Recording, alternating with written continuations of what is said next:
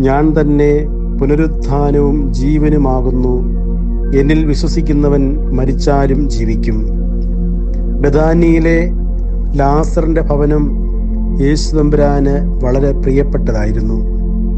ലാസറിന്റെ സഹോദരിമാരായ മാർത്തയും മറിയയും യേശുതമ്പുരാന്റെ പരസ്യ ശുശ്രൂഷയിൽ വളരെ സ്വാധീനം ചെലുത്തിയവർ ആയിരുന്നു. ലാസറിന്റെ മരണശേഷം ദുഃഖത്തിലായിരുന്ന തങ്ങളെ ആശ്വസിപ്പിക്കുവാൻ വന്ന യേശുതമ്പുരാനോട് ഇവർ പറയുന്നത്, നീ ഇവിടെ ഉണ്ടായിരുന്നുവെങ്കിൽ ഞങ്ങളുടെ സഹോദരൻ മരിക്കുകയില്ലായിരുന്നു.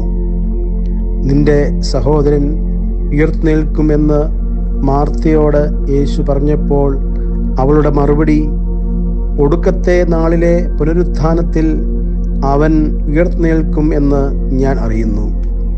അപ്പോൾ യേശുതമ്പുരാൻ പറഞ്ഞ പ്രഖ്യാപനമാണ്, ഞാൻ തന്നെ പുനരുത്ഥാനവും ജീവനുമാകുന്നു. എന്നിൽ വിശ്വസിക്കുന്നവൻ മരിച്ചാലും ജീവിക്കും. ശാരീരിക മരണം വിശ്വാസിക്കുണ്ടാകില്ല എന്നല്ല ഇതിനർത്ഥം. ഒരിക്കൽ ദൈവവുമായി നല്ല ബന്ധത്തിൽ പ്രവേശിച്ചാൽ മരണശേഷവും ആ ബന്ധത്തിൽ ജീവിക്കുവാൻ സാധിക്കും.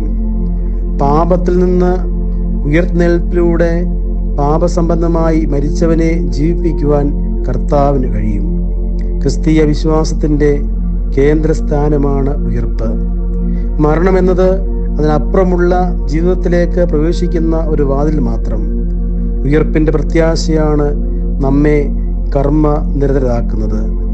ഈ ഭൂമിയിലെ ജീവിതം അർത്ഥവത്താക്കി തീർക്കുന്നത് ഈ പ്രത്യാശയാണ്. ഈ പ്രത്യാശയിൽ നമുക്ക് ജീവിക്കാം. ഉയർത്തെഴുന്നേൽപ്പിന്റെ ശക്തിയിൽ നമുക്ക് പ്രവർത്തിക്കാം. നമുക്ക് പ്രാർത്ഥിക്കാം. കാരുണ്യവാനായ കർത്താവേ, ഞാൻ തന്നെ പുനരുത്ഥാനവും ജീവനും ആകുന്നു എന്ന് അവിടുന്ന് കൽപ്പിച്ചിട്ടുണ്ടല്ലോ. പാപമരണത്തിൽ നിന്നും ഉയർത്തെഴുന്നേറ്റ് വിശുദ്ധിയിൽ ജീവിച്ച് നിത്യജീവനെ ലക്ഷ്യമാക്കി ജീവിക്കുവാൻ ഞങ്ങൾക്കിടയാകണമേ. ആമീൻ.